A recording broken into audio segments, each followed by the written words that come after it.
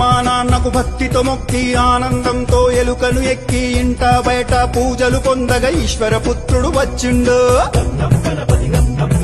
ఉండ్రాళ్ళు సిద్ధం చేద్దాం, ఊరందరినీ ఆహ్వానిద్దాం, ఋషులు మునులు సంతసించగా ఎదలో గణపతి పూజలు చేద్దాం. ఏనుగు తలతో వచ్చిండు, ఐశ్వర్యం మనకిచ్చిండు, ఒంటి కాలితో నాట్యం చేస్తూ ఓహో గణేశ రారాయణగా ఔరాయంటూ చూడంగా అంబ పార్వతితో వచ్చిండు, అహంకారమని చేసిండు. కడుపారా పాయసమే త్రాగి ఖర్జూర పండ్లను మెచ్చిండు, గట్టి పరుగుంచి గుంజీలు తీస్తే ఘనంగా దీవెనలిచ్చిండు, జ్ఞానమందరికి ఇచ్చిండు.